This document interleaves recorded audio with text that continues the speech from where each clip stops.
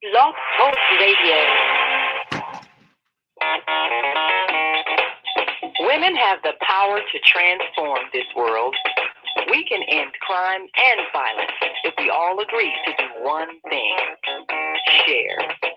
Let's share our wisdom, share our time, share our talents, share our finances, but most of all, let's share our love. This is the Female Solution.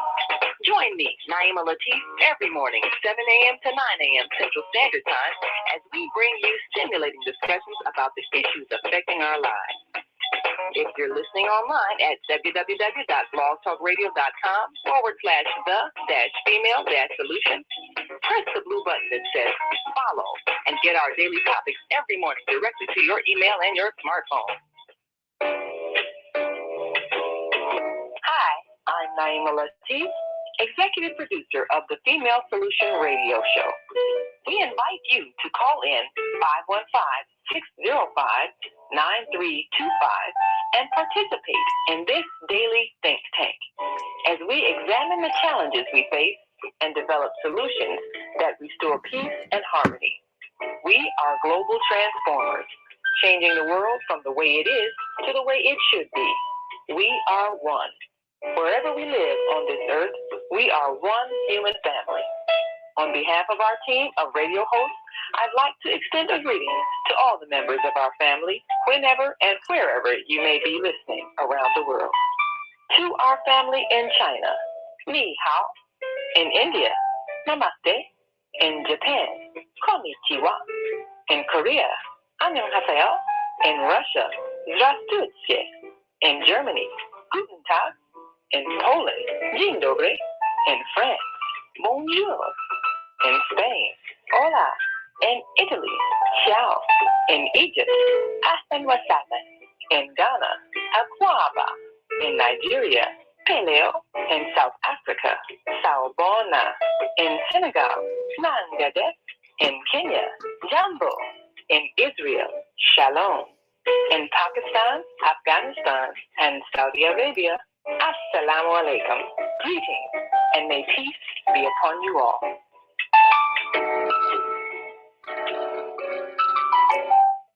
Grand Rising, and thank you all for joining us on this Wednesday edition of the Female Solution Global Radio TV show.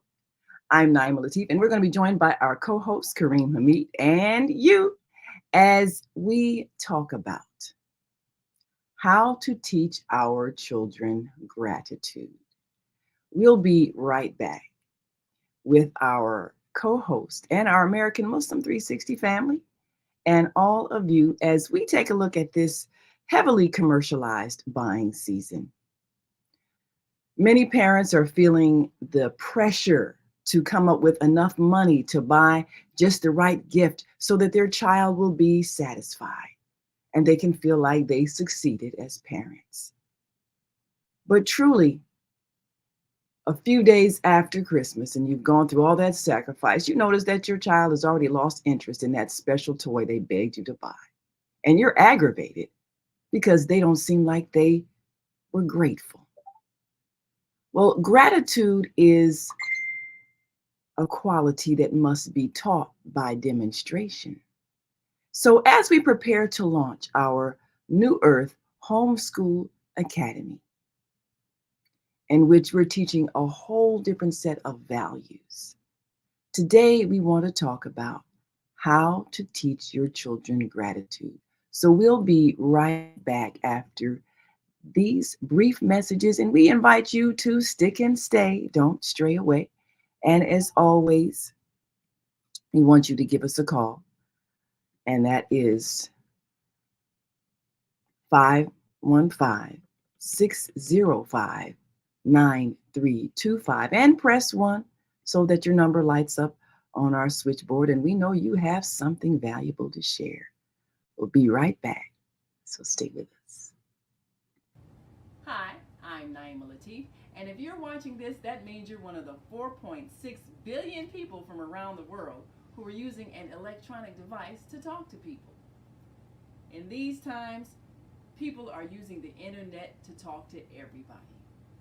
Friends, neighbors, family members, co-workers. People are on their cell phones and computers all day long.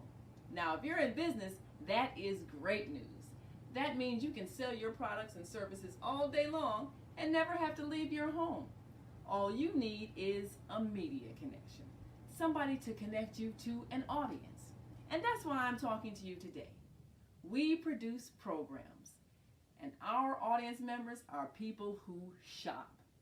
They buy clothes, food, beauty supplies, cleaning supplies, home repair, transportation services, child care services. Whatever you're selling, they need to buy it. We're your media connection.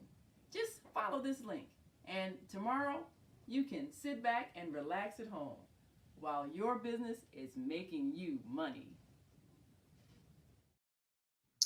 And we are back.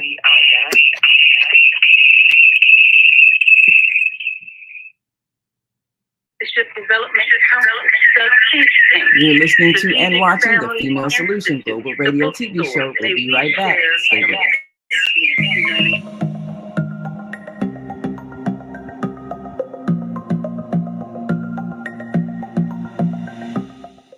Hi, I'm Barbara.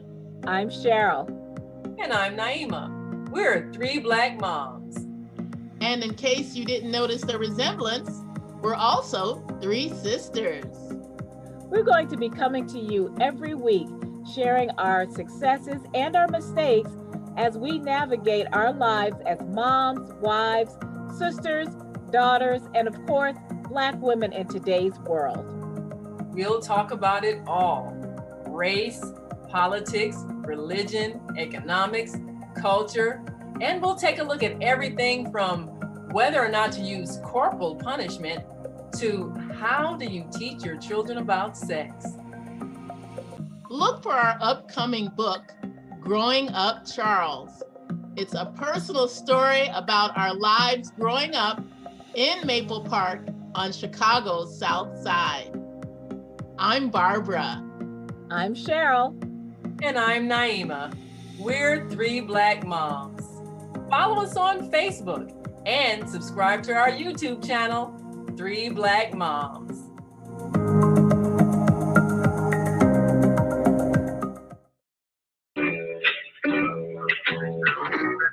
Hi, I'm Naima Latif. Join me and my co-host Kareem Hamid every Wednesday morning, 7 a.m. to 9 a.m. on the Female Solution Radio Show, as we explore that relationship that is the foundation for our society, the relationship between men and women, husbands and wives. Join our discussion as we seek to repair broken family ties and rebuild our community. Listen online at www.blogtalkradio.com/the-female-solution. Call in and comment 515-605-9325. Press 1 to speak to our host. Or you can join us live on Facebook at www.facebook.com/the-female-solution. And we are back, and I believe we are joined with our co-host, Kareem Hamid, and our American Muslim 360 family on this wonderful Wednesday morning. Assalamu alaikum. Wa alaikum salam, Brother Kareem Hamid. We're so pleased to hear your voice today. We wanted to... Praise to Allah. Absolutely, yes, alhamdulillah, praise God. We are so grateful to be among those who still have an opportunity to do some good on this earth.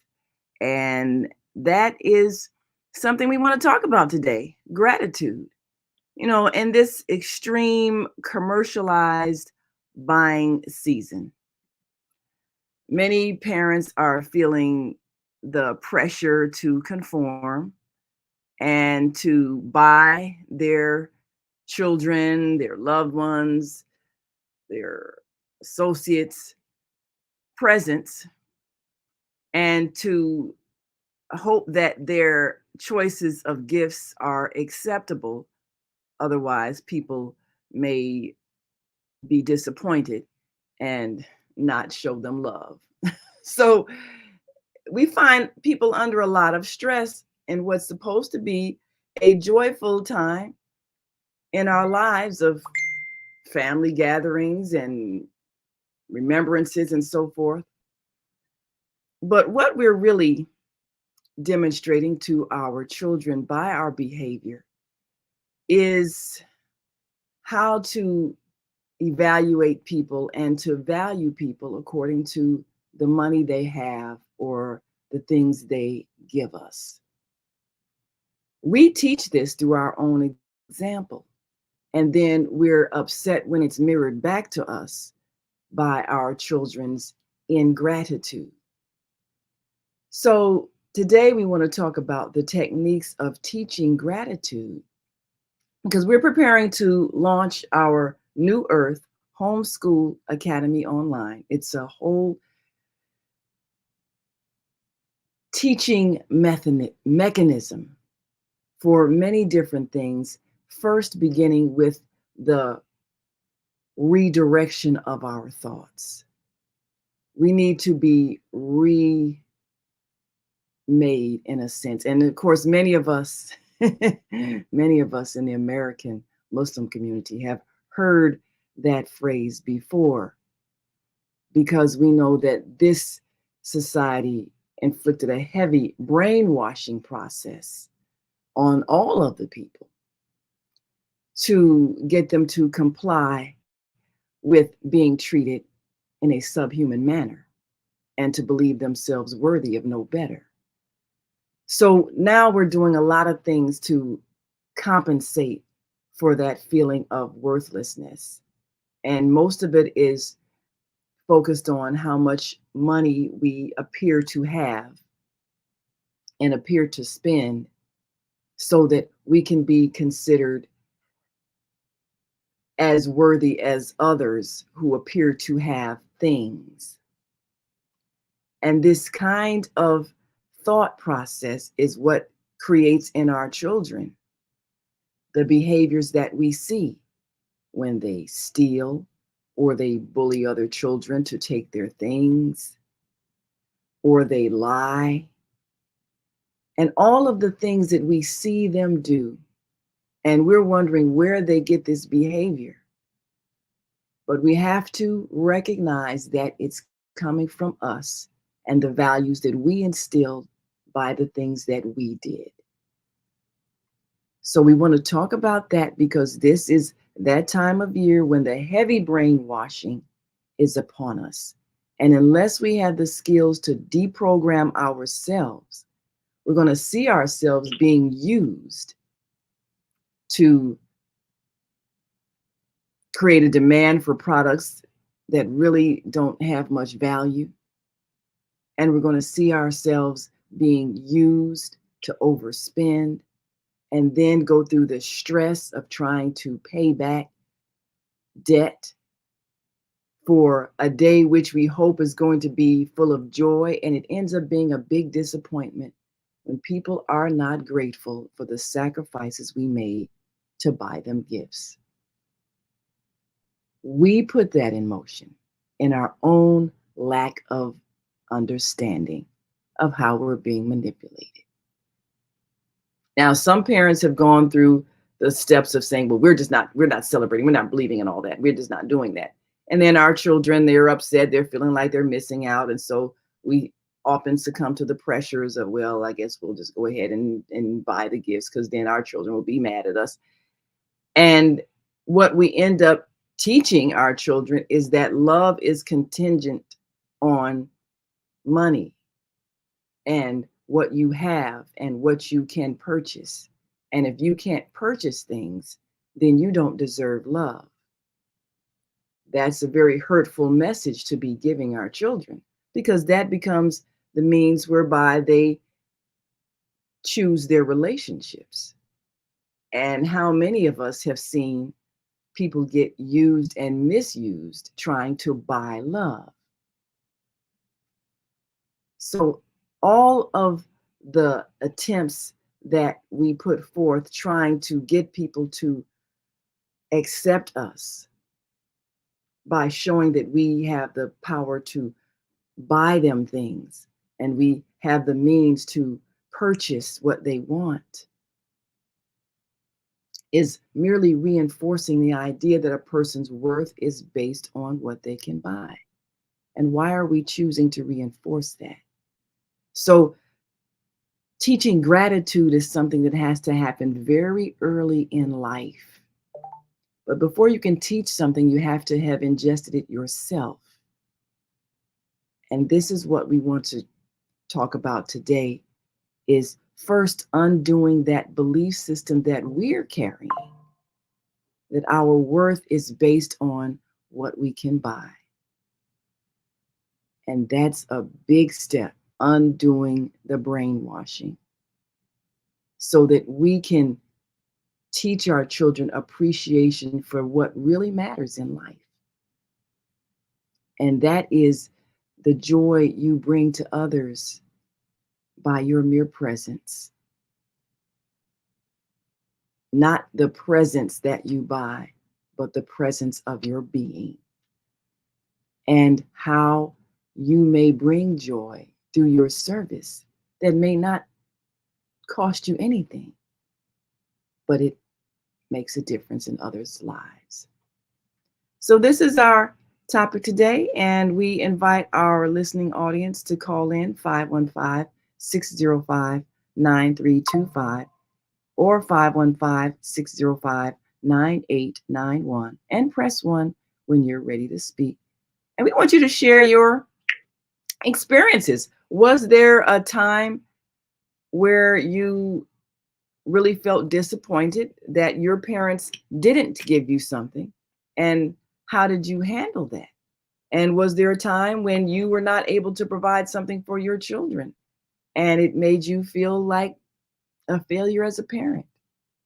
We want to talk about that today because we need to eradicate these experiences that are making us feel less than based on a commercialized holiday that has nothing to do with the love and the compassion of the one this holiday is supposed to be based upon. Let's talk about that. So, Kareem, your thoughts. What was your childhood like during these times? Well, I was raised up, I believe, in Santa Claus. Mm-hmm. And look forward to Christmas morning, go in the living room, and packages are up under the evergreen tree. In my earliest thought, I was thinking to myself, he was here. Who is that he? The little fat white man dressed in a red clothing with a long white beard that was judging whether we were naughty or nice, that lived up in the cold regions of the North Pole. I believed that.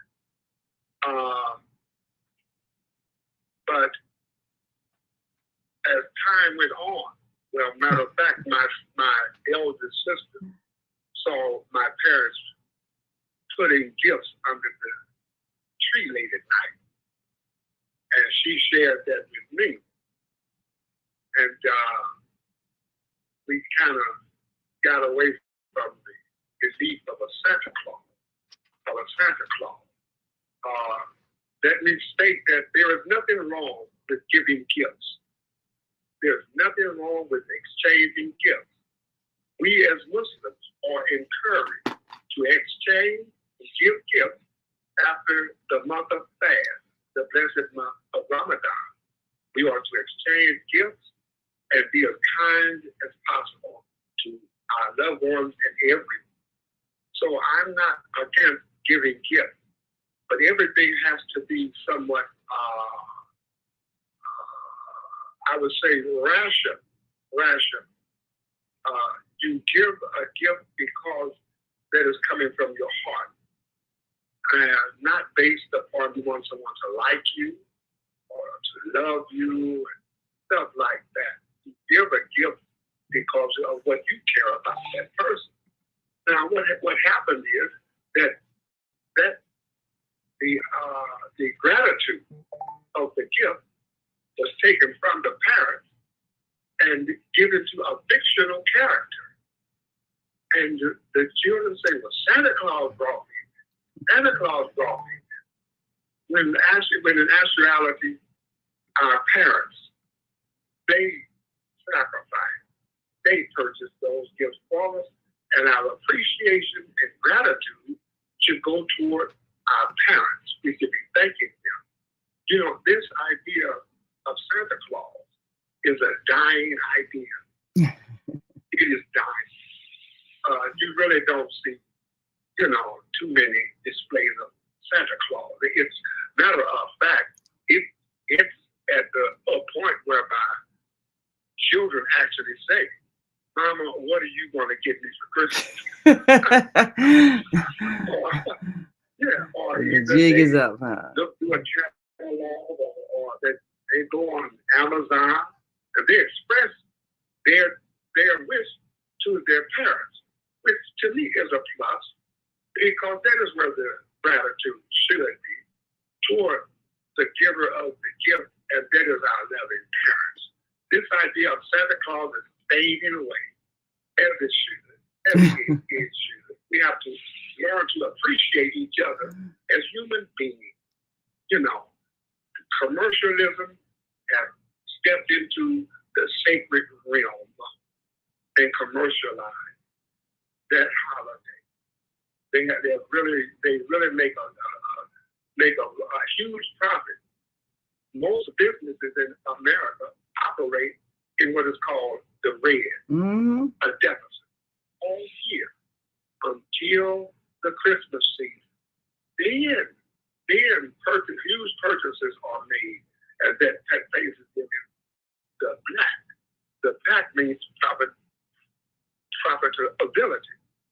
You know, there is a Christmas song that everyone sings, but it is loaded with message. That the song Jingle Bell. Jingle bell, jingle bell, jingle all the way. Oh, what fun it is to ride in a one-horse open sleigh. Now, there was a time, even in my life, where the cash registers, every time the cash register drawer opened, a bell would chime. That's right. A bell. That's right. Right, and jingle bells all the way. Oh, what fun it is to ride in a one-horse open sleigh. Why the one horse? The horse is seen as a spirited animal, as a spirited animal, and we shall play on the emotional spirit, the emotional nature in the human being, and someone robbed them, empty their pockets. Just one emotion is applied to that, and that is close to your heart. They face it right. In other words, if a child say, I ain't did nothing for Christmas, then they equate that with how much their parents love them. But the parents have been caring for them all this year, make sacrifices and everything. So they place it on the child, and that child is the closest thing to the parent's heart. The parent will neglect financial obligation to satisfy the yearning of their children. Yes. Some go overboard and be in debt for a whole year because this Christmas thing is placed right on the heart, the emotional nature, the sentimentality of human beings. So I'm not against giving gifts, but let it be from a pure nature, not something that was manufactured by the industrialists, that cause us to go empty our pockets and suffer the rest of the whole year. And it's a shame that they attach it to our children. Oh, yes. That is exactly That's what the whole Saturday morning, cartoon experience was. That was the time when children watch television. You got your Saturday mornings off, you're watching cartoons, they got all the commercials, and they're marketing to children because children get their parents to buy. Brilliant strategy. It definitely worked. We all lived through it. And so the organizing of commercials to appeal to children was such a very deliberate strategy that it was increased. And as you pointed out, people are driven because their children are close to their heart. They're driven to try to satisfy their children. But like you mentioned about businesses operating in the red, and then finally they're in the black, because when you're at a deficit, you mark down on your accounting books, you mark it in red so that that's a deficit or that's a minus. But then when it's a plus, you mark it in black. So when you're finally making a profit and you're no longer in the red, so to speak, well, then the numbers are in the black, and hence there's Black Friday, which is the day right after Thanksgiving when people start shopping for Christmas. And that's when the extreme buying season starts, and businesses are now operating in the black. So that Friday after Thanksgiving is a very heavily marketed day. They've been organizing commercials and building up and building up. And as soon as you get done with your focus on Thanksgiving, now's the time to focus your attention on Christmas presents. And they have all kinds of sales and incentives for you to go out and shop on that Black Friday, because all the businesses, like you say, they want those cash registers to ring, jingle bells, want them to ring as people purchase, and they're finally in the black. So this is a whole cultural phenomenon that has been in a large measure accentuated by the television era that has played a major role in the shaping of our culture, because we're marketed to by TV. Now that things are online, there's a little bit of a change. And like you pointed out, there's not so much emphasis on a Santa Claus figure, because children, like everybody, you can go on the internet and discover everything and see everything and learn everything. So there's not a whole lot of illusion about that. Now, people would say, oh, let children be children, let them believe in Santa Claus. They need some kind of imagination. And I get that idea. But like you pointed out, if you as a parent are not letting your children know that you are making these sacrifices for them, how will they learn gratitude? And then you're going to be angry when they don't appear grateful for the sacrifices that you've made. We've got a comment here I want to share from Mama Joy, our second Saturday host. She says, Grand Rising, Naima and Brother Kareem. Smooth sailing through this season of gratitude and an ocean of emotions with true understanding. Love it. Love it. Be it. And this is the thing. Being in gratitude oneself is how you teach gratitude to your children. If you as a parent are in a state where you're always complaining about what you don't have, you're always complaining about the money that you're being forced to spend, you're always complaining about the job you don't like, you are creating an atmosphere of ingratitude. If you are grateful for what you have, and therefore you're showing how you're sharing what you have with those you love through your gift giving, that's a whole lot different than the idea of some strange person just giving something to your child, or this strange person making a decision of whether you're naughty or nice and deserve a present and all of that. The Santa Claus injection to our culture that isn't so long-term ingrained that it can't be redone or even erased. And our children won't suffer the absence of an imagination. I had a great imagination as a child. I mean, I invented all kinds of people and situations. I was in the house by myself because my children, my sisters were much older, so they were gone to school years before me. But I was never alone in my own mind. I had a whole town full of people that I interacted with when I was in the house by myself. So I was not lacking imagination. But I knew that the Santa Claus thing was pretend. I just knew it was like, I just looked at it like a joke that my parents were doing every year. You know, it's okay, the whole Santa Claus thing. I was like an old person in a young body. I knew that that didn't exist, but it was okay. It was a fun joke that we all enjoyed and pretend, and it's okay. Just like my imaginary people that I talked with, played with, fought with, you know, everything. I mean, my mother watched me interacting with all these people. So I wonder if she didn't think I was schizophrenic. I'm sure she just thought it was amusing. But I mean, I had such an extreme imagination. I invented an entire world in my own mind, and it kept me amused. I was never alone. So our children always are going to have the power of imagination. But it is important for us, if we're going to really teach them to value economics, that we allow them to know that we make decisions on purchasing things for them. But we also need to teach them the value of things that don't cost money. And that's where the challenge is. When they're going to school and everybody's saying, well, what did you get for Christmas? What did your parents buy you? What does Santa Claus bring you? All these things.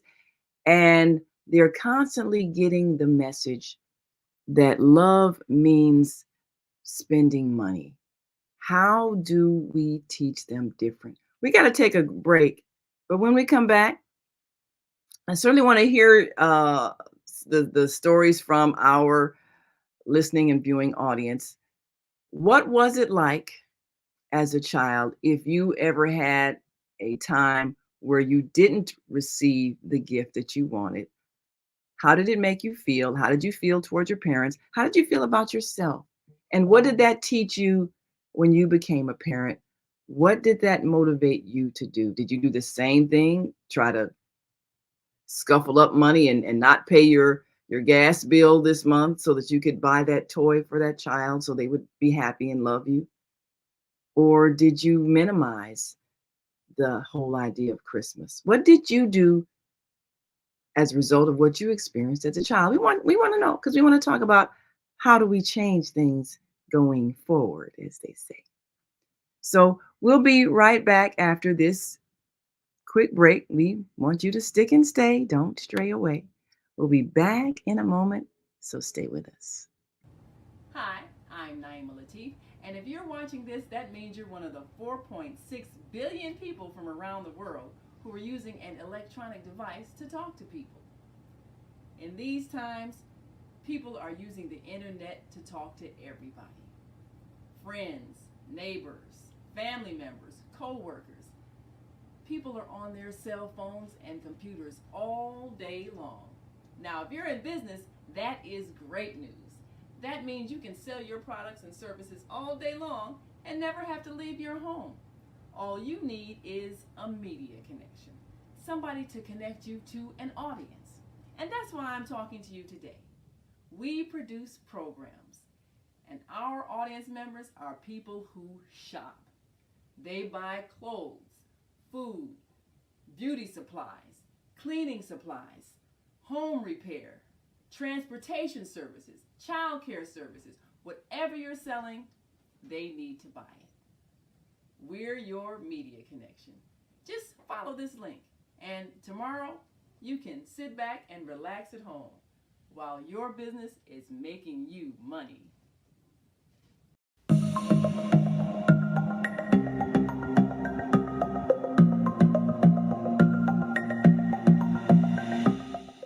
Hi, I'm Barbara. I'm Cheryl. And I'm Naima. We're three Black moms. And in case you didn't notice the resemblance, we're also three sisters.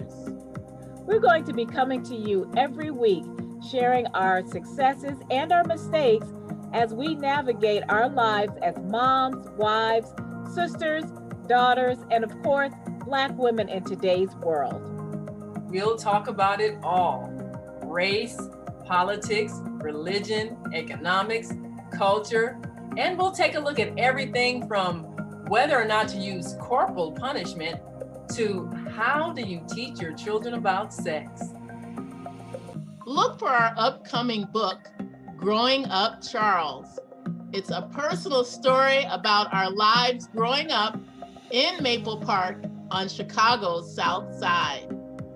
I'm Barbara. I'm Cheryl. And I'm Naima. We're three Black moms. Follow us on Facebook and subscribe to our YouTube channel, Three Black Moms.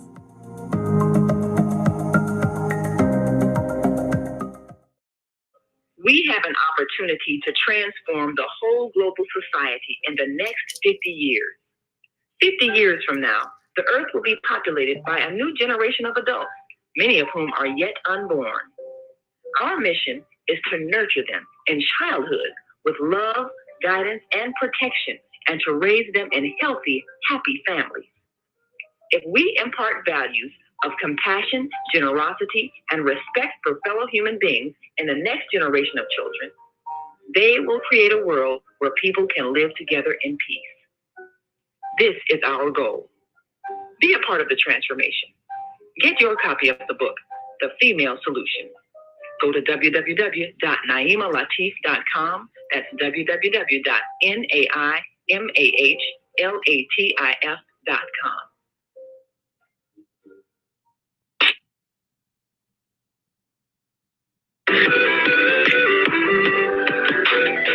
Tune in to Soulful Solutions with Dr. Debbie Green on Thursdays at 7 a.m. Central Standard Time and 8 a.m. Eastern Standard Time to hear great topics and stories on grief and turn it into victory. Join Dr. Debbie Green to listen to stories of triumph and learn how to overcome. You are not alone in your life, and there is hope in the darkest hour. This is your time to learn strategies and solutions to improve your life. It's your time. So join Dr. Debbie Green with Soulful Solutions and call in on Thursday at 7 a.m. Central Standard Time and 8 a.m. Eastern Standard Time at 515-605-9325 with comments and questions. Look to hear from you real soon.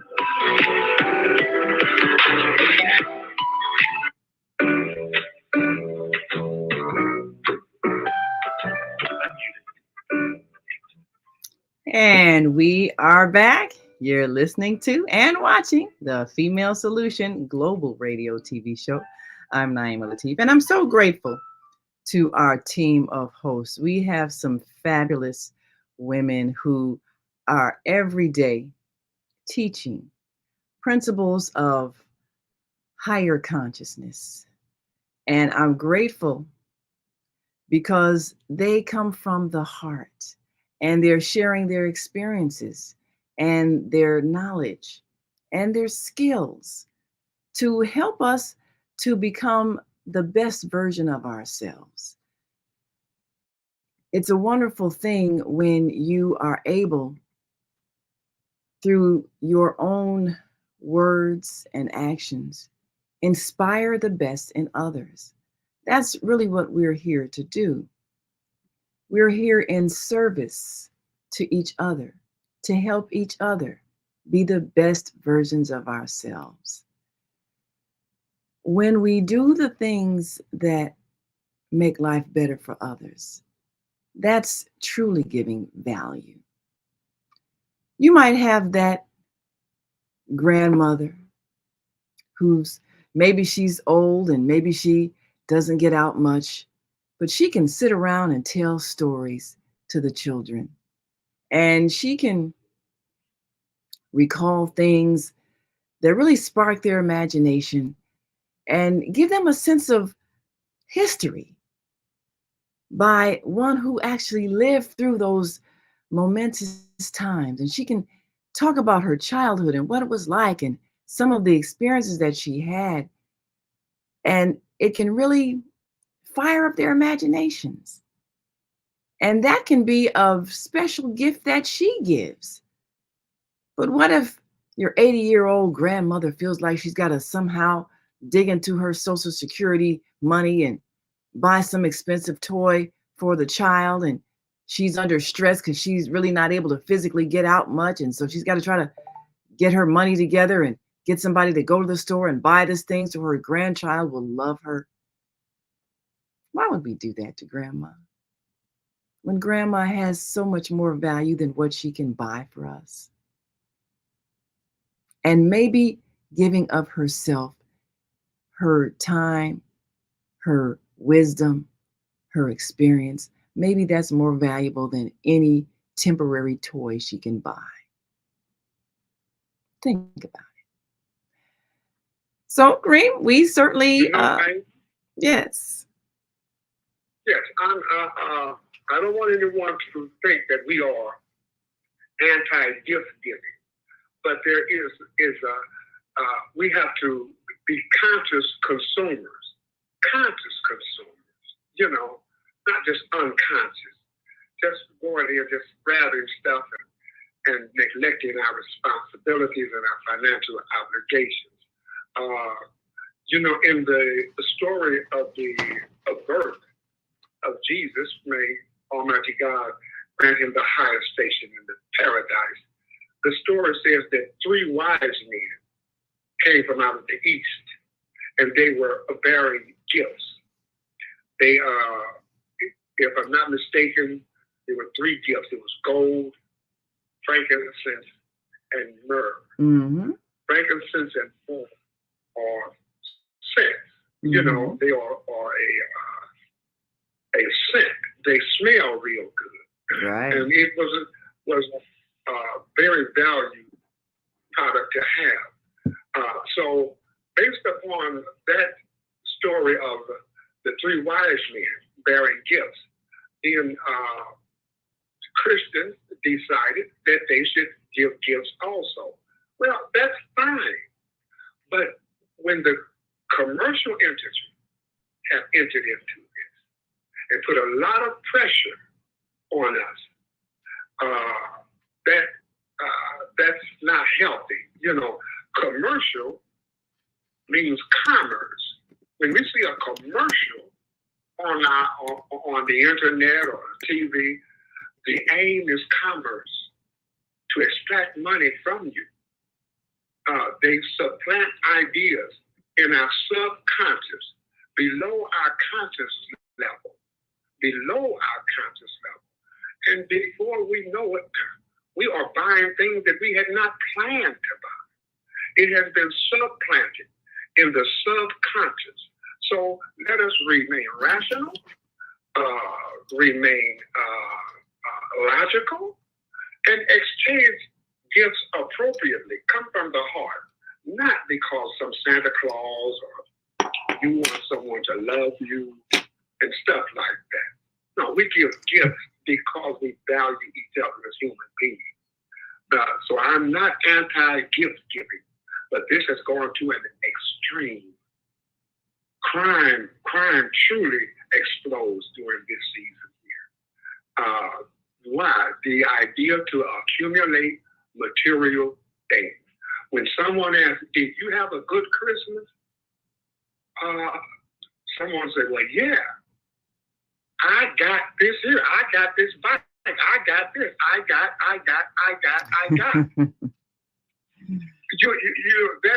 That is emblematic of a good Christmas. But a good Christmas is to solidify your faith. Spend periods in prayer, reflection on what Almighty God has done for us. So we can't divorce ourselves from the religious and spiritual aspect of this celebration that is celebrated by Christians. and we respect their traditions, but we don't want them to be misused by unscrupulous people that somewhat rob them in this season here. We have to think and be rational and give from the heart, for real. Really important. Well, I think when we understand the origins of things, we can understand how they can get out of hand and be misused and manipulated. And in this very much commercialized society, this society in which everything is based on financial profit and the capitalism of everything being turned into a business even when it shouldn't be. That's when you go to extremes and it becomes exploitive. And like you say, you will have high crime. And how many times during the Christmas season do we hear of someone breaking into a place and stealing all the gifts?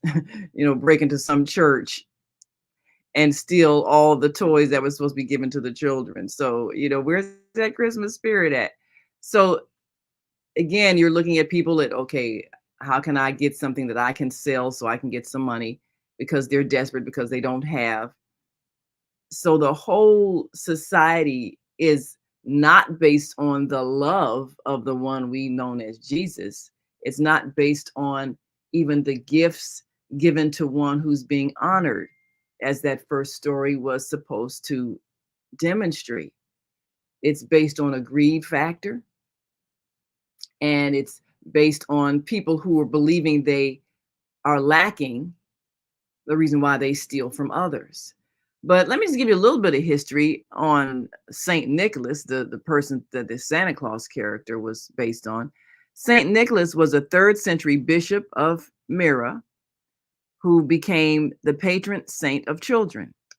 He was celebrated on December 6th, his feast day, and was known for his gift giving and miracles. He was brought to America by Dutch immigrants as Sinterklaas and later transformed into Santa Claus, the jolly man in red who delivers toys on Christmas Eve. He also incorporated some features of ancient European deities, such as white beard and magical flight. So we know that American culture is kind of a melting pot of a lot of different immigrants' traditions, and this particular one heavily influenced by the Dutch when they came to America. And we know this just a couple of centuries ago. So it's not like this is like thousands and thousands of years old. It's not. You're talking about the 3rd century, first of all, someone who lived back then. And then America, of course, just a couple of hundred years old. So even the whole, Rudolph the Red-Nosed Reindeer and all of that we grew up with. I mean, these are some fairly recent manifestations of a means of marketing the idea of gift giving to children, to parents, so that they will buy the gifts. This is a fairly recent manifestation in our culture. It's not like it's not able to be reworked so that we can bring back the gratitude that comes with families that share love through gift giving. The idea isn't so much to remove the tradition of giving gifts, whether you give gifts during a birthday celebration, or you give gifts during an Eid celebration, or you give gifts during a Hanukkah celebration, or you give gifts during a Christmas celebration, or you give gifts during a Kwanzaa celebration. There's nothing wrong with exchanging gifts that may be something helpful that a person needs, or something that would bring them a bit of joy, or something that would inspire them.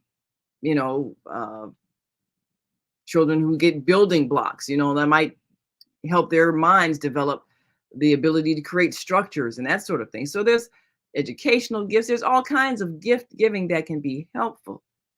But like you're saying, Kareem, we don't want people to be manipulated into spending absorbent amounts of money for some trendy new toy that's been marketed to their child deliberately so that they can be under stress and standing in line overnight trying to get the toy before it gets sold out when the store opens up. All that kind of madness where you're being manipulated into buying something that really doesn't have a lot of value after it loses its initial interest.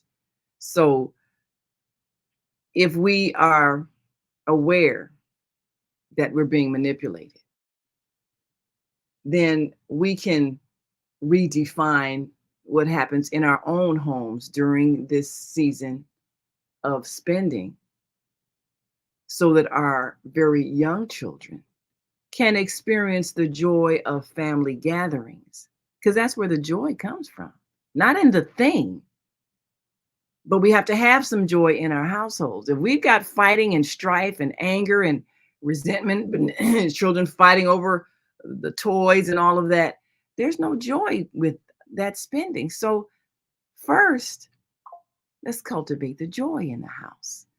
What is the atmosphere like in your household during this time? Is it stress? Is it fear that you don't have enough? Is it resentment of the child for asking? What is the atmosphere in your home right now? Is it a spirit of joy? And if it isn't, what is robbing you of your joy? Ask yourself that.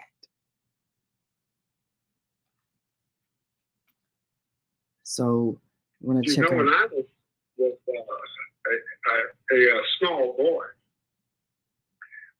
my parents were Catholic, and one of the focuses was, after we get through opening up toys and running around and stuff, we were encouraged to go to Christmas Mass. Mass. You're held in the church. So that, that spirituality was connected with the celebration of Christmas. The spirituality has been somewhat wrung out of the Christmas celebration. So all we have to do is change our minds and focus on what is most important. Most important. The coming of Jesus Christ. May God grant him the highest station in the paradise. His introduction to the world. I never see or have read anything whereby from a historical nor religious or revelation where Jesus himself, we pray the prayers and the peace upon him, celebrated his so-called birthday. I don't find that. I don't find that in scripture. Oh, you didn't read that scripture where they brought the cake and the candles out and sang? You didn't read that scripture? Nor the Christmas tree and all of that.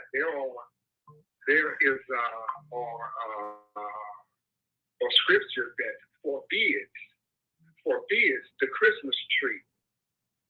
It mentions the axeman goes out into the woods, cuts a tree, brings it in his home, fixes it where it can stand, and then place lights on it.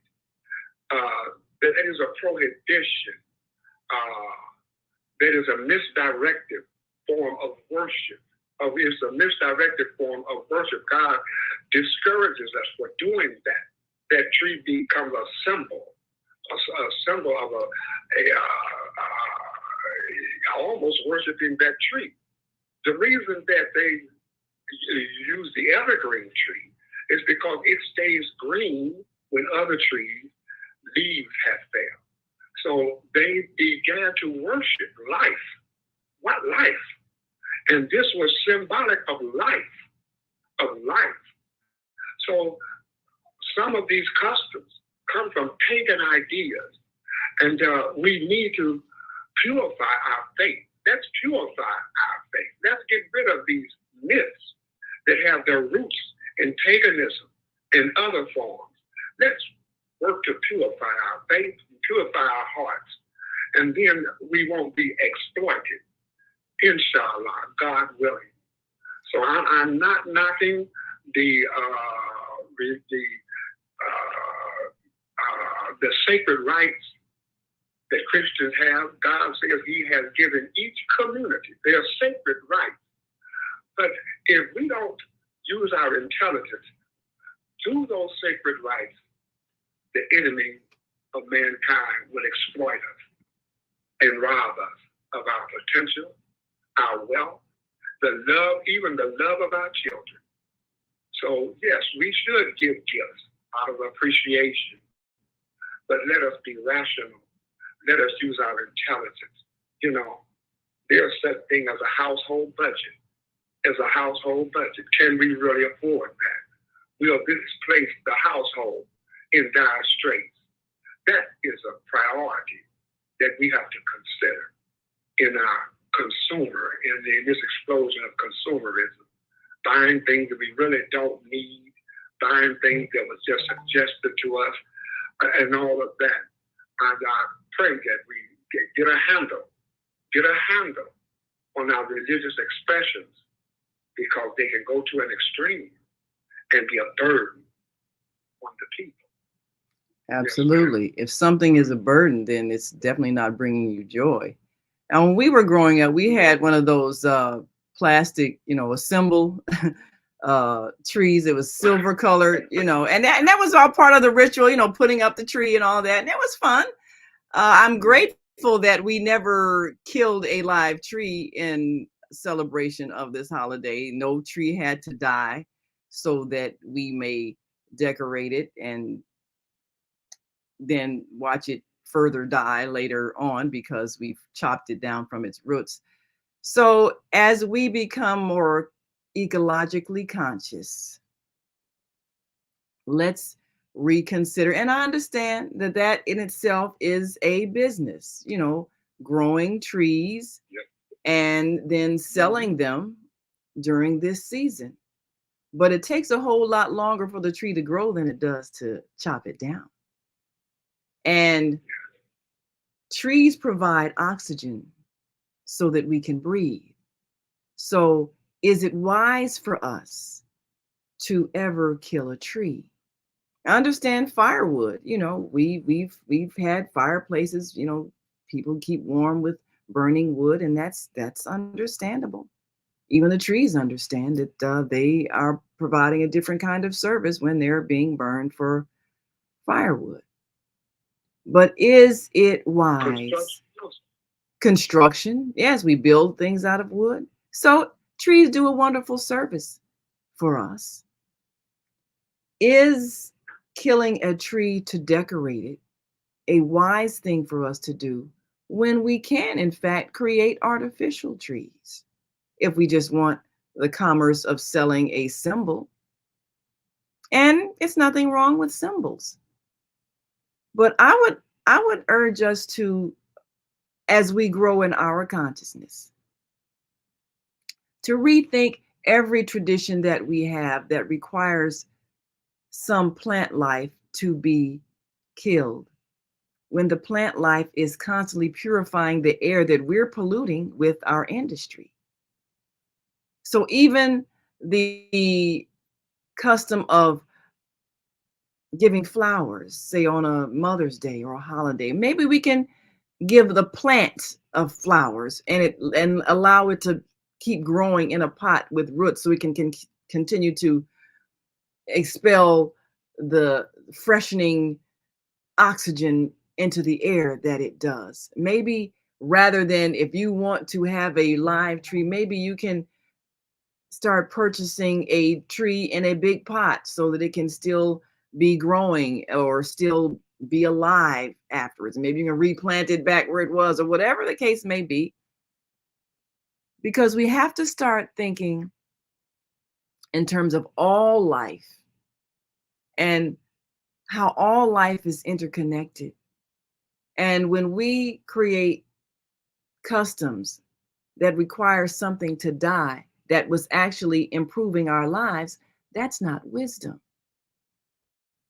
So, yes, we've got this tradition with the pine trees, and we've got a whole business of pine trees being sold during this year, just like we got a whole tradition of people slaughtering turkeys on Thanksgiving, a whole business of raising turkeys for slaughter.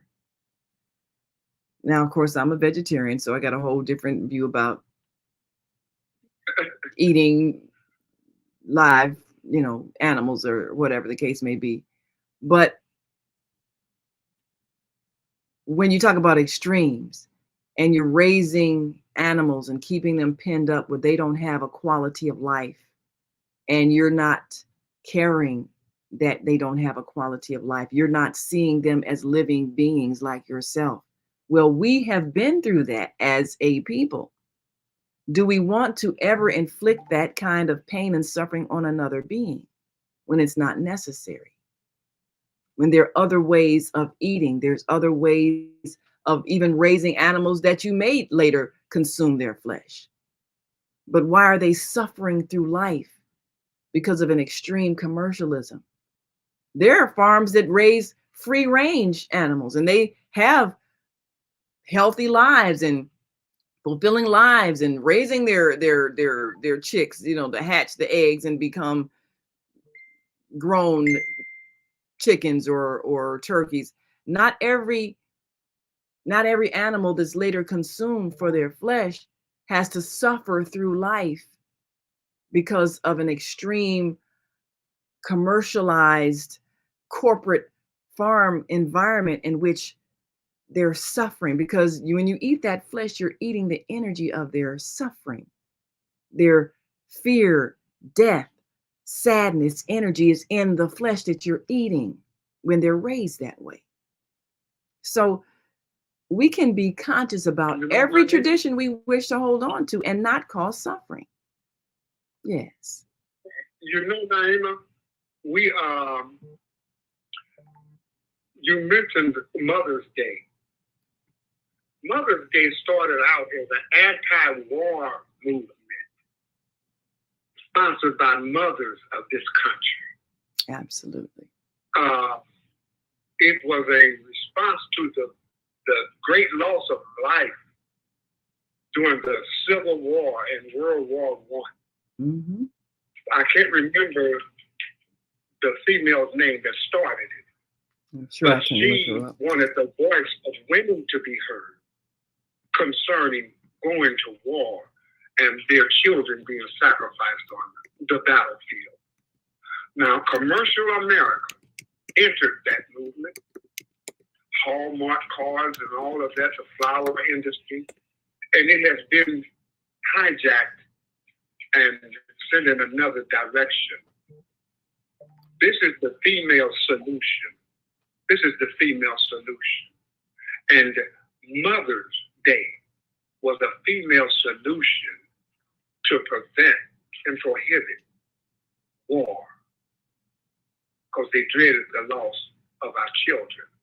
But look at how it's been commercialized now. Yes. Look at the mass sums of spent. So if we go back to the original, then there are great principles contained within every ritual. The evergreen tree is a symbol of life. There are principles behind every symbol.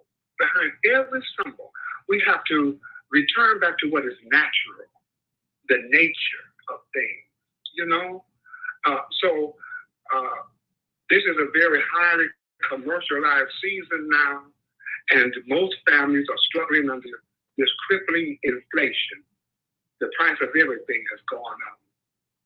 Oh, well, I absolutely. hope that gives us pause to stop and think, and to love our children because they're our children, because they are dear to our heart, and not tied to something that happened 2,000 years ago. We are present now. And so that appreciation, the sacrifice, the giving of gifts has to be monitored. You know, keep control of your emotions and let your children know you love them. Mama sacrificed to get you this toy. I remember my mother, she was a stay-at-home mom. Mm-hmm. But later on I noticed, in a certain part of the year, she would get a part-time job at this large hotel as a salad girl or whatever. And come to find out she was doing that to earn more money, to bring more money to the household so that her and my father could afford the gifts that they gave her. So, you know, praise be to God. We hope to turn this thing around and get back to what is natural, what is normal, what is rational, what is intelligent. Life is intelligence. It's not just emotion. They play on the human emotion and rob the human being blind. Absolutely. I'm just saying. You're right. Well, I think that's a beautiful thing that you discovered, that your mother was doing this, making that sacrifice for you all. And that's what helps you have gratitude, when you know that your parents and those who love you are making an effort because they want to bring you joy.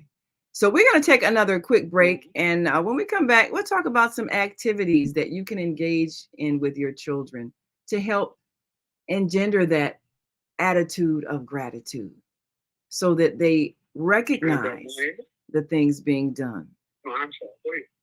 I'm sorry. We have 2 callers for Great. Muslim 360 Studio. Well, we'll come to our callers right after the break. We'll get your comments right after this brief break. So stick and stay. Don't stray away. We'll be back in a moment.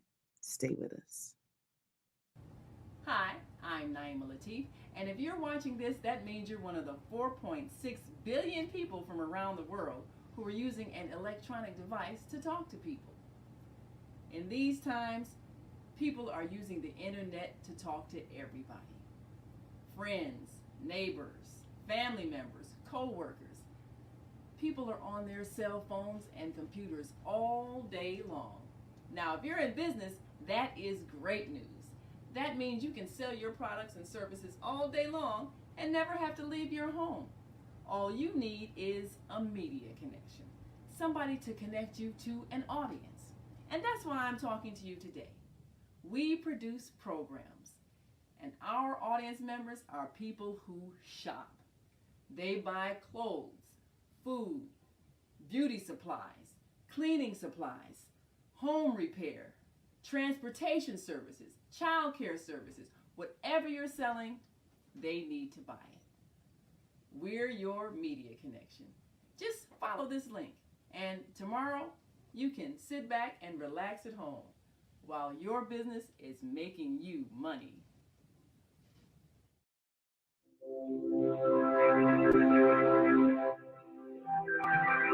Do you want to live in a world without war? Join our global peace movement. Okay. And we are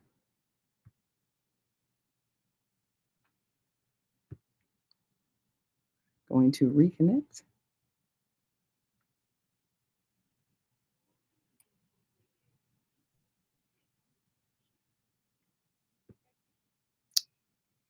And we are reconnecting.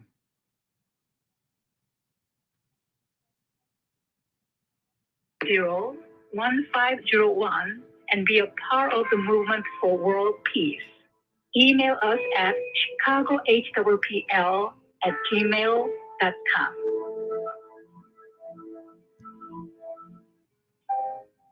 We have an opportunity to transform the whole global society in the next 50 years. 50 years from now, the earth will be populated.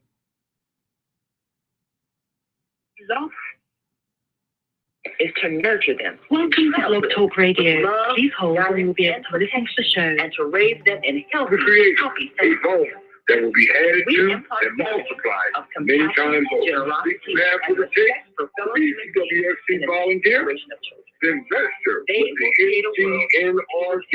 Your talent, experience, and knowledge. Want to learn more? Be a part of the visit CWS2.us. The female to the NCNRD today, and you too can help unleash and harness the power of the youth intellect. And together we can make the world. This is their public service announcement from Imam Abdul Hakim Abdullah, American Muslim 360 Radio, #1 Islamic radio station in the nation. Assalamu alaikum.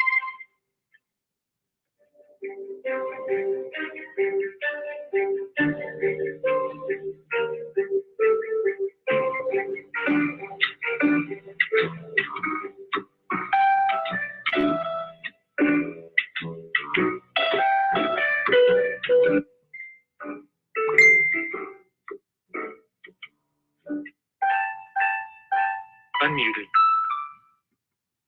And we are back. You're listening to and watching the Female Solution Global Radio TV show. I'm Naima Latif, along with our co-host Kareem Hamid. And today we are talking about how to teach children gratitude.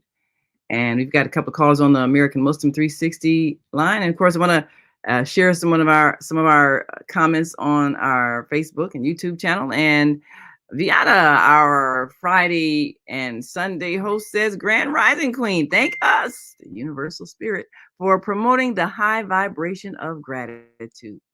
Yes, gratitude is a very high vibration. It is a state of being. And when you are in gratitude, you actually attract more to you because you're appreciating what you have. There is a science to that. And when you are ungrateful, then even what you have disappears. There is a science to that. So this is why we have to teach our children appreciation for all of the things that they have, appreciation for the little things they have, appreciation for people, appreciation for everything in their lives that they're enjoying, because they will get more the more they appreciate what they have. So, Brother Kareem, I believe we've got some callers that wish to share some thoughts with us today.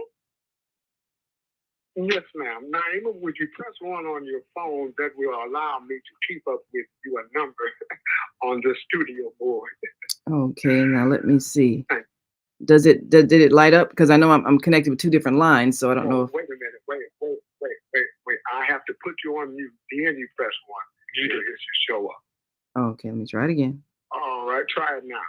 Yeah, I just pressed it. It may not work because I've got one phone connected with 2 phone lines. It's not showing up. Yeah, it's probably. I'll just keep my eye on it. Yes. Yeah. Just remember, it's 312-849. That's. At the next commercial break, I'll see if I can disconnect and then reconnect, and maybe I can press 1 so you can see me.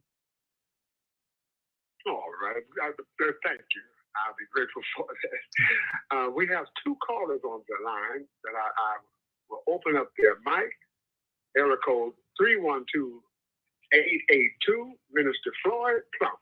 Assalamu alaikum. Grand Rising. Well, and shalom.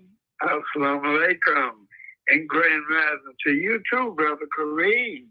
And Sister Naima Latif. Assalamu alaikum, beloved family. Yes. Wa alaikum salam. Yes. Peace be upon you as well, my brother. Thank you. Yes, we can. Yes, we can give, Brother Kareem. We can give gifts. You know what I mean? And giving gifts is the greatest gift that God has given us is our brand new life today. For me, absolutely, myself, and I to have breath. That is right. And I'm a happy chap for 365 days. However, I wanted to say to you and the world, Merry Christmas, Happy Hanukkah, and especially Happy Kwanzaa.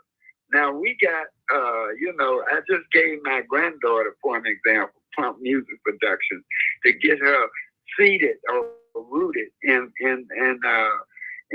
a keyboard, which is a piano, you know.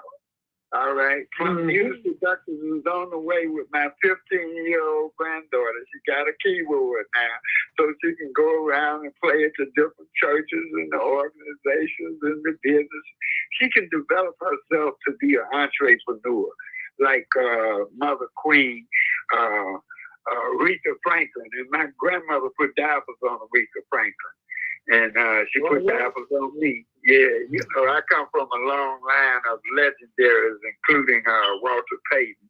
And Yahshua, the Lord of the world, who most know as Jesus Christ.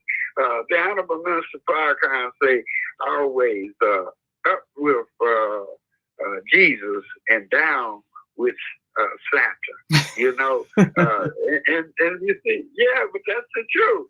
You know, see, Santa is a fictitious character, which is a wrong character. You know, see, God, Yahshua, who most know as Jesus Christ, is a righteous character. And the righteous is different from wrong. And righteous is always, now and forever, gonna be all right. Because God created Yahshua, who most know as Jesus, as the Lord of Lords, King of Kings, and God of Gods, from the Mother Mary. So we are celebrating every day in Kwanzaa, and I just want to share this thought that we're going to be having the Harold Washington Foundation is going to be having a Kwanzaa celebration at 3515 South Cottage Grove. It's going to be a rally, a press conference, and sure hope to see you there, Sister Naima, and a raffle. And that's going to be on Sunday, December the 27th, from 2:30 to 4:30 at 3515 South Cottage Grove. And we're going to be doing Team 23, which is also including the female solution and men on a mission. You know, I'm one of the men on a mission. And for more information, brothers and sisters can call me at 312-882-5935. And let's get rid of the jive. Let's get rid of, see, one of the greatest things I think, the greatest lies that America and the world portrayed was that Jesus Christ was a white man. And that's not true. Jesus Christ comes from the African motherland, and he's a black man. And I thank God for the fact that I was born black. And I love you all. Keep up the good work, and may Yahshua, the Lord of the world, who most know as Jesus Christ, in the godlike opportunity of unlimited, unstoppable in the universe, Allah Yahweh. All praises due to Allah. Allah is God, and Allah is the greatest and the best knower. So I'm just thankful I'm a servant. As Dr. King used to say, we all can be great if we just serve. So Brother Plump is serving with Plump Music Production as we move on from here in a collaboration with the whole community. Thank you. Thanks, Mr. Plump. Well, we appreciate you so much for sharing that. And I would just say, if parents really want to follow his example, think of a gift that you can give your child that enhances a talent or skill, or that inspires them in some way to develop a talent or skill. I think a musical instrument is a brilliant way to inspire or discover a talent that they have that can take them far in life. I've known people who got a sewing machine and became a great designer, or got a piano, became a great composer, got a horn and became a great musician. People who get things that can actually create to help them in their creative process. I've known parents give a child a set of building blocks, and the person becomes an architect designing great buildings. So if you're going to think of what can enhance your child's life. Think of something that can inspire their imagination and their creativity, something that will bring something out in them, because that's a gift that will give back to them. So thank you, Minister Plump. We appreciate your sharing that. And your next caller. Okay, area code 314-540. Welcome to the Female Solution. Please state your name and where you're calling from, please. Assalamu alaikum. This is Sister Princess Karima Z, calling from this Tennessee. I wanted to share my experience with Christmas. Growing up, we didn't celebrate Christmas because my mother chose to be a Jehovah's Witness. I grew up and I figured out that was just the most practical thing to do.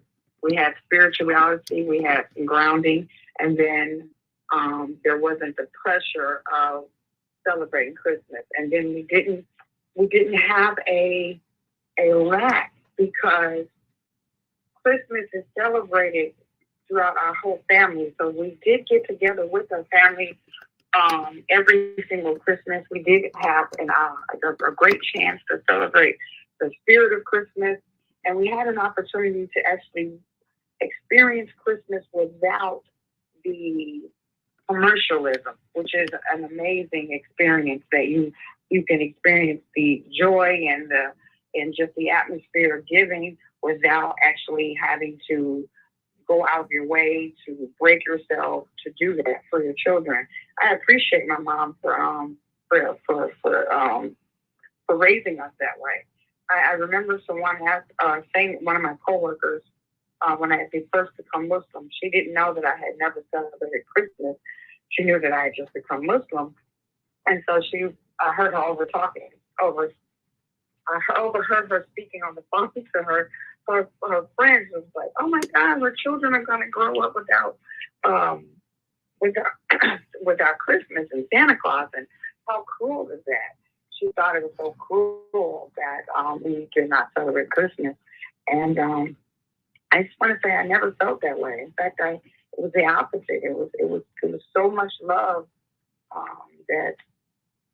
And we did give presents. She actually did not celebrate it on the day of Christmas, so we would go shopping years after the New Year came in. So, and that's one thing I wanted to share. That I wish that we would get to a place where we would be very practical about the movements that we want to make. And we would get very serious about how we use our money. If we would just stop celebrating Christmas 1 year, and yes, it would hurt the economy, but points would be made. If there's anything that we want as a community, we would make a very, very good point if we stop celebrating Christmas or just boycotted Christmas for a year. That example is played out, and we saw that played out one dime at a time during the bus boycott. So if one dime at a time do it, can you imagine what would happen if we did it, one year of boycotting Christmas?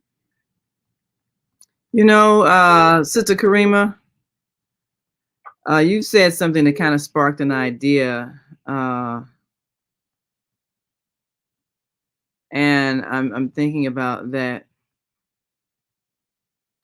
because the way we spend our money can have a major impact. Sister Karima, where are you from again? What city are you from? I'm in Memphis, Tennessee. Tennessee. Okay. Wonderful, wonderful. By way of St. Louis. Yeah, by way of St. Louis. Can't forget that again. By way of St. Louis. Yes. Well, but what you've said, several things you've said that makes a lot of sense. But one of the things is that whatever your family tradition is, you're creating a memory for your children. So if you have created a joyful memory in whatever season, that's what your children are going to remember, and that's what's going to stick with them. It might not be Santa Claus and the coming down the chimney and the Christmas tree, but it might be some joyful thing that you all do together. You might be giving gifts at some other time of the year or some other month or whatever, but it's the joy, it's the laughter, it's the fun, it's the presence of people who love each other. That's the impression you want to leave in the minds of your children. That's what they look forward to recreating when they become grown. And we can always create our own family traditions that bring joy. When we try to do something that the society says we're supposed to do, and then it doesn't turn out right. Maybe what really happens during Christmas is, the adults get drunk and start fighting, and then the children are fighting each other and arguing over toys, and there's all this stress, and that's the impression that the children really have. And that's not joy. That's a forced thing that we're doing to create stress. And for people who might be dreading this season, I want them to think about, what is it really recalling up in you? And was it really fun as a child based on what your adults around you actually were doing? And did that give you a good feeling? Or was there emotional pain attached? And that's what we don't want to recreate. But you said something about the spending of money.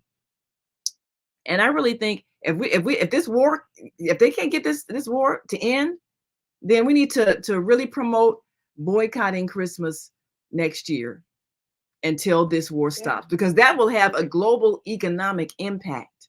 And those who are orchestrating things and keeping the conflict going because they will not be right and fair to the people there, they need to feel the pain of the withdrawal of our dollars. So I think that's a global campaign that we can put forth. If they cannot figure out how to stop this war, then next year we boycott Christmas, and all the businesses everywhere collapse. We collapse this global economy because we will not continue to allow it to flourish and allow this war machine to keep going on and killing and killing and killing. I think that's an idea that we need to put out in the universe and manifest if they do not stop this war and stop it now. And we would get more than just the stopping of the war. I mean, boycotting Christmas will be way, way, way more impactful globally. Yes. Not just to America. Globally. Money moves all over the world during Christmas when we're spending money. Absolutely. That not boycotting Christmas, we would be able to put everything we want on the table, anybody, and we would comply, because at that point we would be serious about, or we would make a serious gesture, or a serious, just a serious gesture, because they don't take the picketing and the boycott and the they don't take that seriously. They just overlook that. Not, but we need to speak with our dollars. Yeah. Right. Yeah, we can make a statement with our dollars. That's right. So I would love to see that. Well, I'm certainly willing to put that idea out there and let it catch fire and let it spread, because like we talked about the Black Friday, the business community globally depends on our spending during this season, many of them to finally see a profit from that whole year of operating in a deficit. So what about if we bankrupt you because we are tired of this war? And if the political leaders do not listen and arrange for what is right and just for those people who are suffering, and all the wars, every war, whether it's Ukraine and Russia, whether it's Israel and Palestine, everywhere where war is being financed by these governments, if nobody has any money, the war will stop, and we can make it happen. Right. So that's our campaign. Yes, sir. I have joined a group that is encouraging divestment from the arms dealers. If your pensions or whatever is connected with Northrop Grumman and all of these other large arms dealers, there's a movement to divest. Not, so, and this is a national movement, and hopefully it will grow universally, internationally, because they are using our tax dollars to kill other human beings. Let me say this to my Christian brothers. This so-called war that is being heaped on the Palestinian people, this is not a religious war. Religion has nothing to do with that. Matter of fact, they have occupied Bethlehem, the birthplace, the Church of the Holy Sepulchre, where it is believed that Jesus Christ was buried. They have occupied that. They have defamed that. And let me state to my Christian brethren, it is a family of Muslims that holds the key to the Holy Sepulchre. I believe it's there over 700 years, and it's passed on down the family line. So let us not be swayed into some type of religious war. Zionism is not religion. Zionism is racism and apartheid. That is what it is. So, I would like right there. I would want to, if I may speak to that. It's very disheartening to hear anyone say, "What side are you on?" There's no side here. There's no side to be on. There's no side. I don't even get that. I stand with Israel. I stand with Palestine. I stand with human life and justice. This is, I mean, it doesn't make sense to me that those that are quote unquote standing with Israel would stand with Israel or the Zionists based on the reasoning that they're using for removing those people from their land. It's dirt. Pick another place. I just can't get my head around that. And as they say, where I come from, they're playing in our face. And this isn't just a Palestinian issue. This is an issue. This is a human issue, and it's not going to be limited to Palestine. We know this. No, it is global. It is global. What is occurring in the Democratic Republic of Congo, or the materialists taking advantage of a poor, subjective people.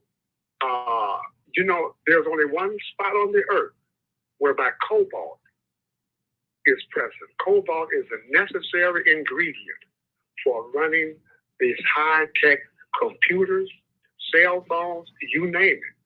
But they are using slave labor to extract. I'm talking about digging with their hands, children, the poor. So this greed movement is universal. That's all it is, greed and not being willing to share. Let me share one more thing, then I'll stop. Ethiopia and Eritrea are on the verge of entering war. Ethiopia is a landlocked country, and it has no access to the sea, to ports. Eritrea is charging huge sums for goods to pass through their country into the Democratic Republic of Congo. So this is getting ready to be a massive movement of people, a massive movement of refugees, people that lost their homes. That's so what we're speaking to here, it's a mindset that is universal. And we have been the victim of universal greed. So Naima said in her statement, if we just be willing to share. That's all it is. That will definitely solve a lot of these problems. That's it. That's all it takes. Anyway, yes. Well, we definitely appreciate we appreciate that insight about those other places that are also in trouble. And it's a global condition, as you've reiterated, where we have simply not learned to share. We got to take one last break. When we come back, I want to expound on that a bit. Of course, and any other callers that are on the line, feel free to press 1, because it's the attitude of gratitude that enables people to share. And that's something that has to be taught in childhood by the demonstration of parents. So if this season is supposed to be about the sharing of love, then let's make it be about that and remove the commercialism that creates the selfishness that we're seeing in these acts of war. So we'll talk about that when we come back.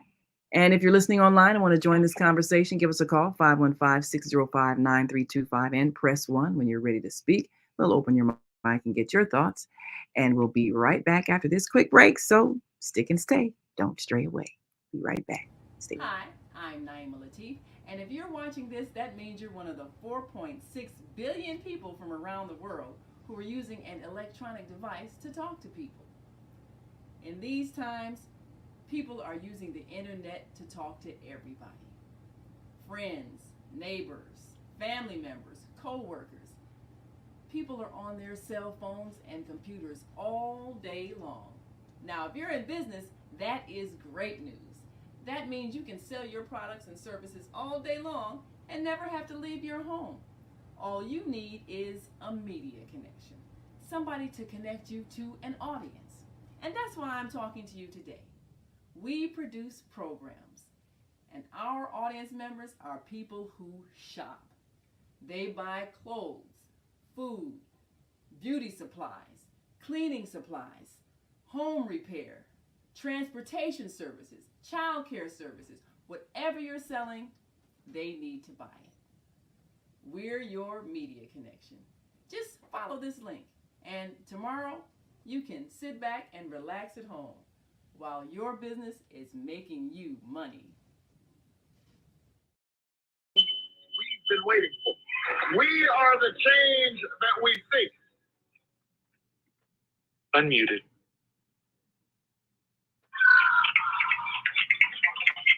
Yes. It's hard. I've been trying. We have an opportunity to transform the whole global society in the next 50 years. 50 years from now, the earth will be populated by a new generation of adults, many of whom are yet unborn. Our mission is to nurture them in childhood with love, guidance, and protection, and to raise them in healthy, happy families. If we impart values of compassion, generosity, and respect for fellow human beings in the next generation of children, they will create a world where people can live together in peace. This is our goal. Be a part of the transformation. Get your copy of the book, The Female Solution.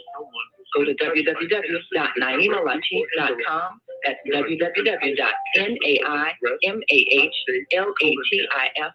Some ethnic groups are at a higher risk for certain cancers. For example, did you know African American women are 20 to 40%? Have you ever dreamed of going to exotic places, meeting fascinating people, enjoying uplifting music, and spending nights in a luxurious hotel? Do you look forward to a relaxing vacation where you can walk along the beach or sit in a quiet park and enjoy the sunset or sunrise?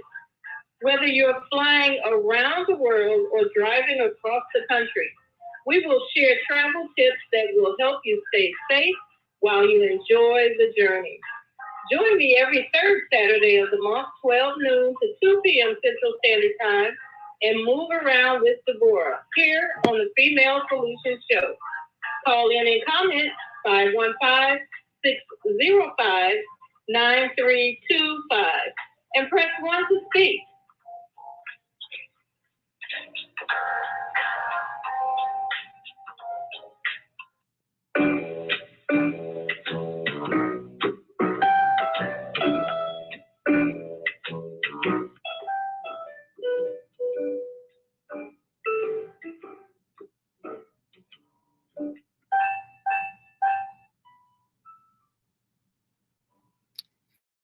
And we are back.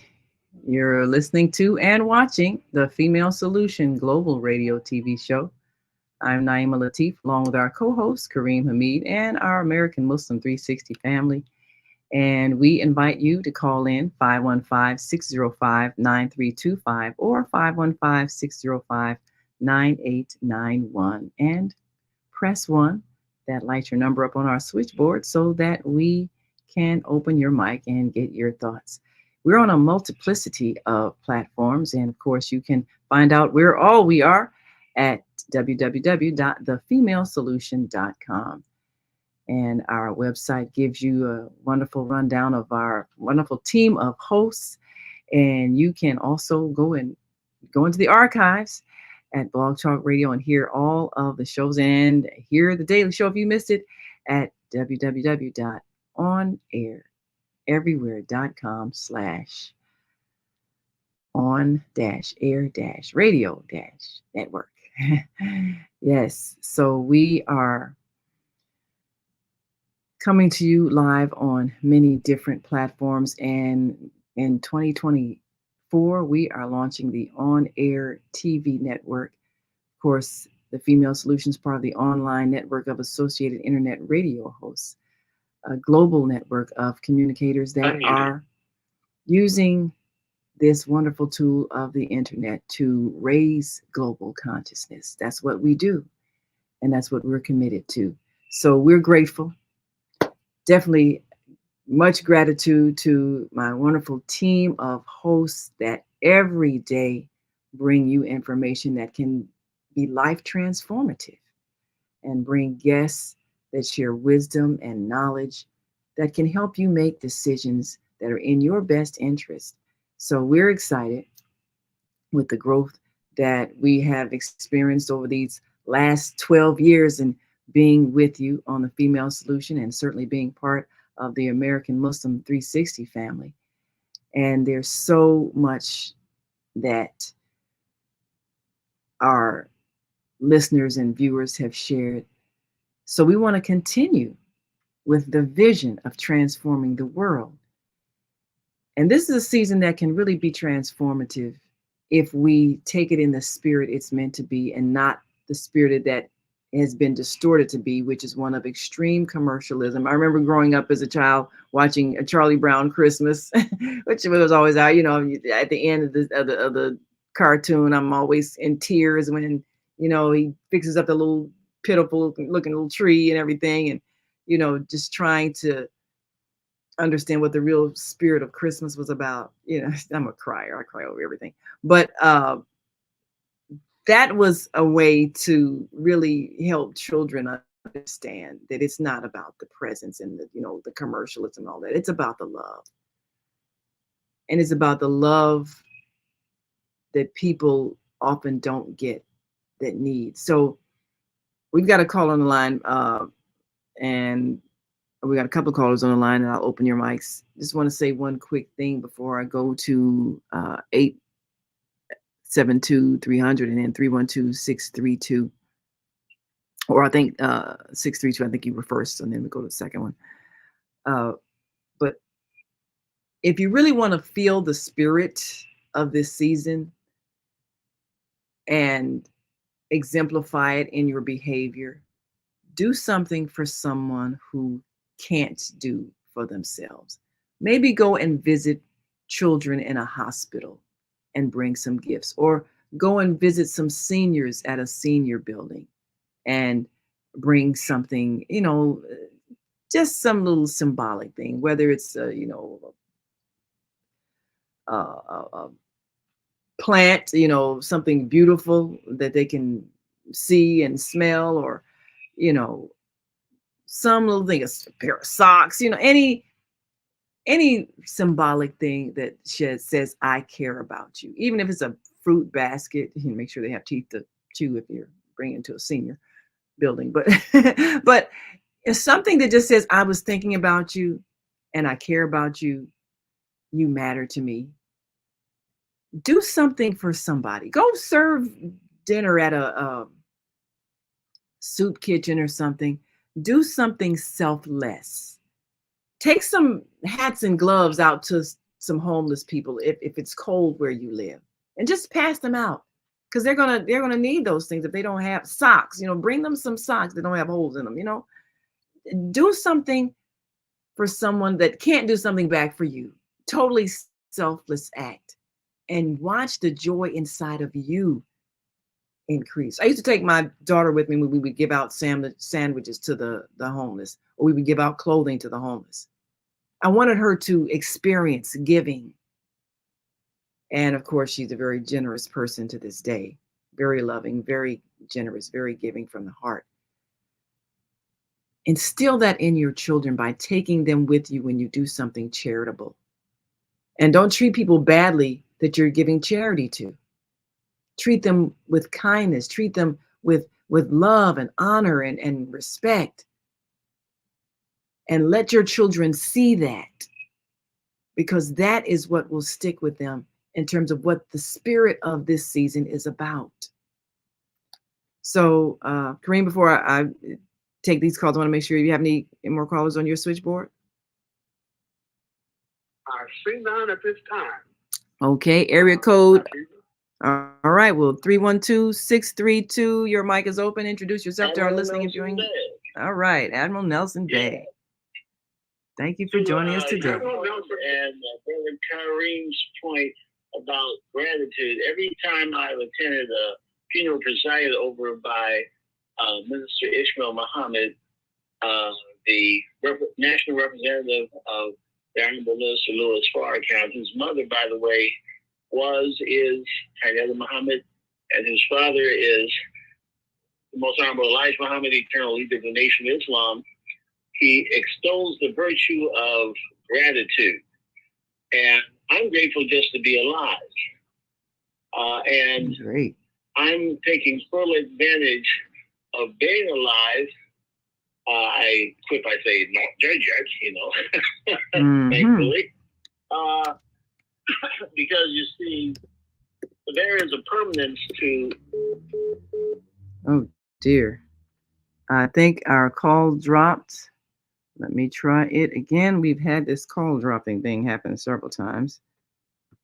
And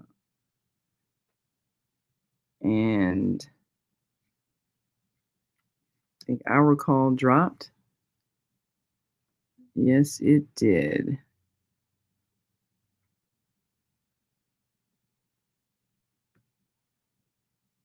And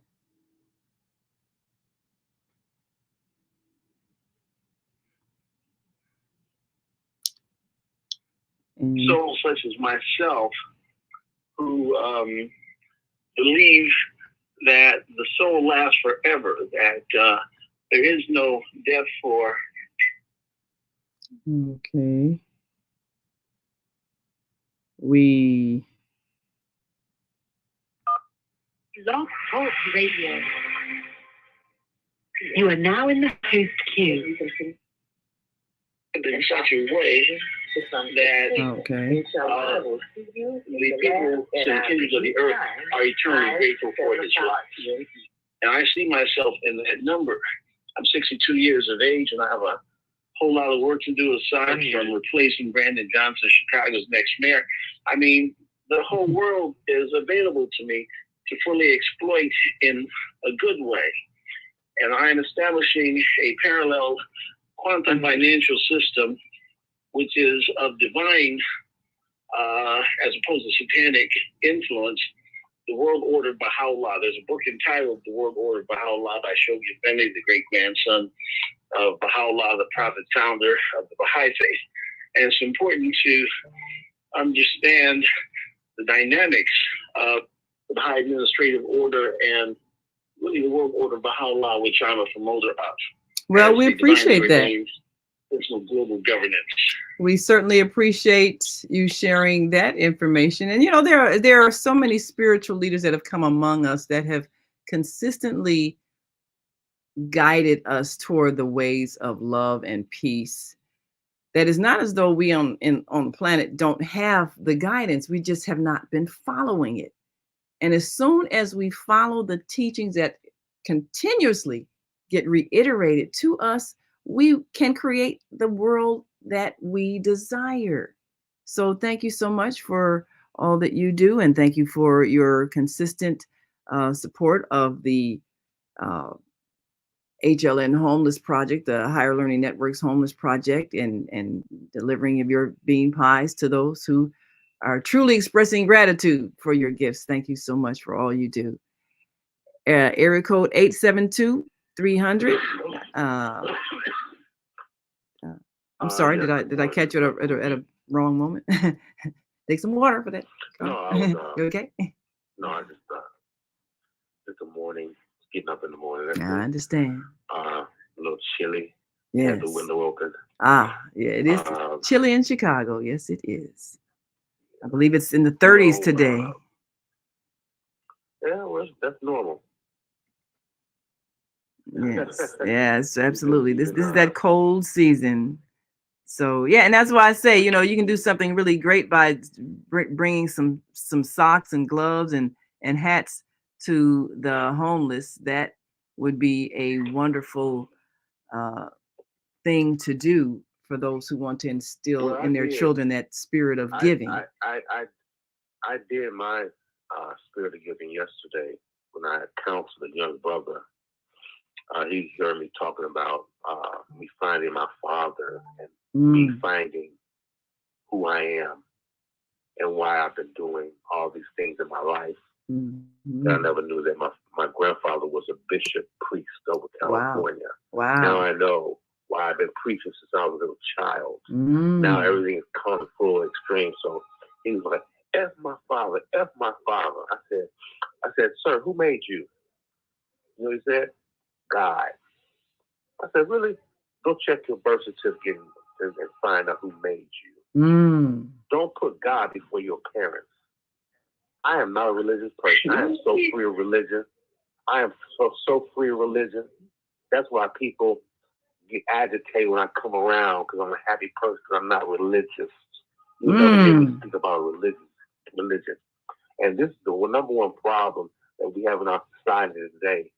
Things are not going to change because with other people who are using war, hatred to benefit them. What we have to do is stop giving them attention. I agree. Don't talk about their acts. And then let them figure out, oh, nobody's watching me over here killing somebody. Oh, nobody's watching me bombing somebody. No, we're not watching you anymore. We're over here doing our thing.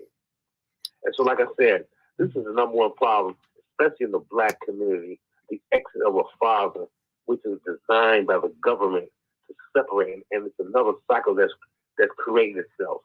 And I've been doing it for 20 years. And I've been hearing people saying, stop. You're putting that child through a whole life of frustration. Yes. Well, so that's my giving. That's my giving for the season. And we appreciate that. For a lifetime. Absolutely. Well, we appreciate that. And thank you so much for sharing that. And I urge all families to focus more on healing the family rifts and in your own households where you have the power to change things. So thank you so much for sharing what you do. And we all have the power to do the same, especially to put our attention on the positive and take it off of the misbehavior so that we can actually feel gratitude for the good things that are happening. Thank you so much. Area code 706-202. Introduce yourself to our listening and viewing audience. Yes, sir.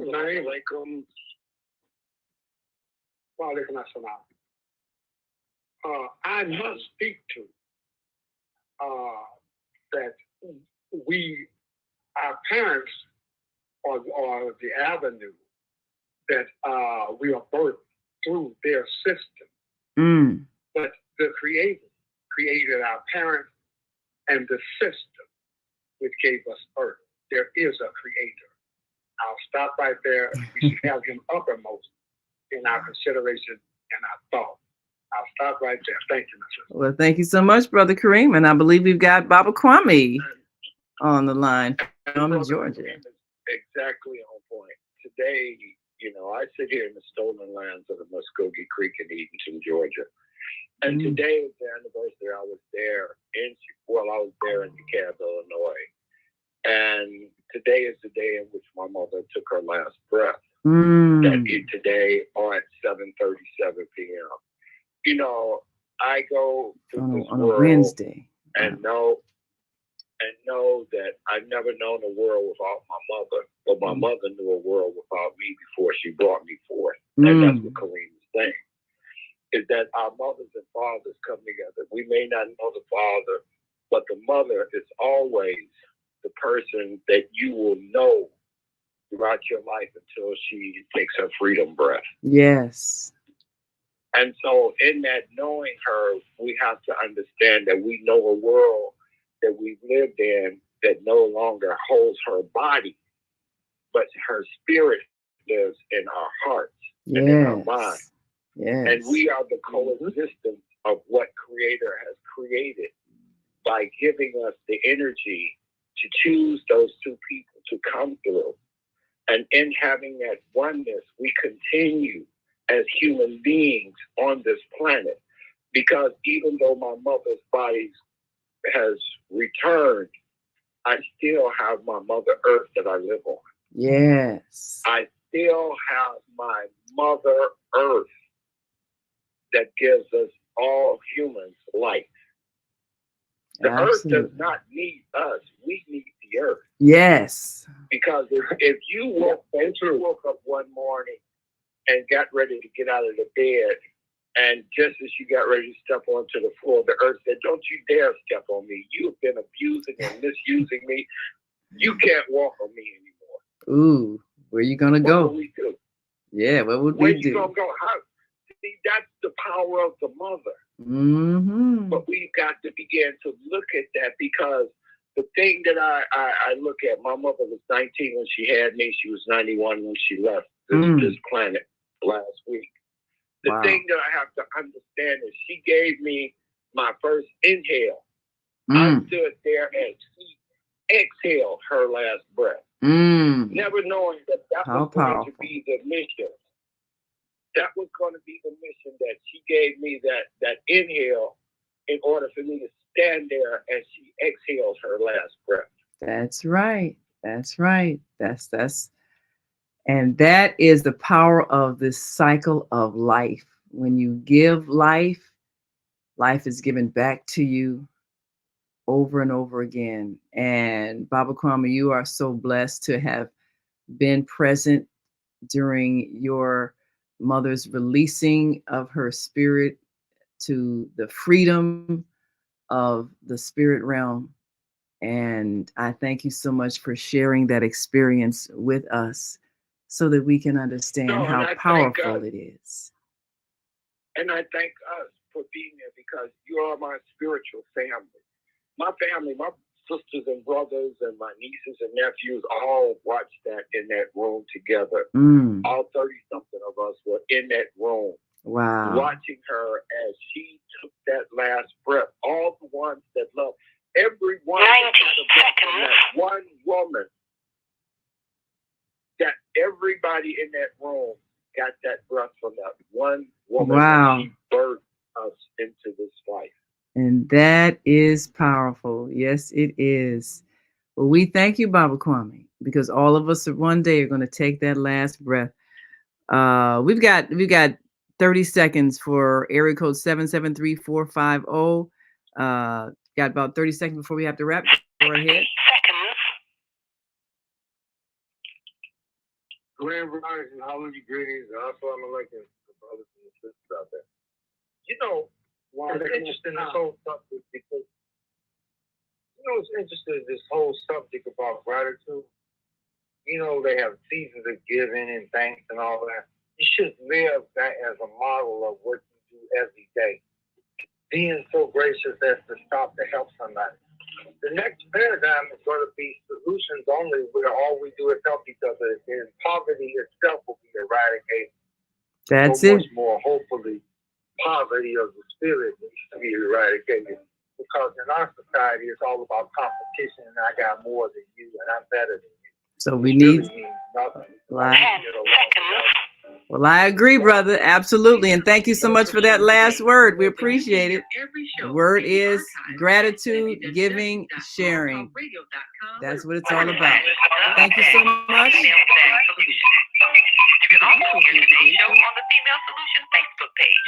Go to And thank you www.facebook.com. to my co-host, Kareem Hamid, and to our American Muslim 360 family, and to all of those who joined us in sharing their thoughts. We appreciate you so very much. And come on back tomorrow for Soulful Solutions with Dr. Debbie Green. I'm Naima Latif. Until tomorrow, continue to shine your light. Radio host, I'd like to thank all of you who participated in today's discussion. And to our global family listening from all around the world, we say thank you.